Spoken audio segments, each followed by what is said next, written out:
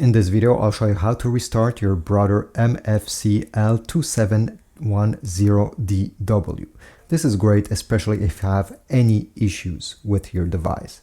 So the first thing we need to do is turn on your printer, and then you're going to press this menu button over here. Then you're going to press the up button, this one over here, once, until you see initial setup. Press OK. Then use the down arrow, press it a few times, okay, until you have reset selected on your screen. Then press OK. Then we'll have a few options. If you want to do a full factory reset, so absolutely every settings of this printer will go back the same way they were once you unbox it, press the up button once.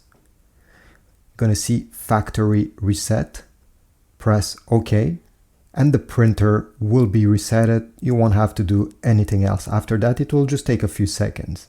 If you just want to reset the network settings, so let's say you're having issues with the Wi-Fi of this printer, it's not able to connect, or maybe sometimes it's connecting, sometimes not, you can, by pressing these arrows in this menu, select network reset. This way, only these settings will change and everything else will stay the same. So you won't have to re-enter, let's say you have some fax names or stuff like that. I don't know who uses that, but anyway, it will only reset the Wi-Fi settings. So these are the two choices that most people will choose. And after doing this, hopefully your problems will be gone. By the way, if you're still having issues with your printer, what I suggest is you go ahead and unplug it from your wall outlet and let it sit for about 5 minutes.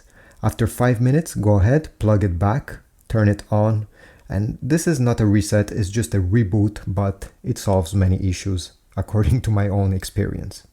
So thanks for watching. Please write a comment down below, subscribe, and I'll see you in the next video.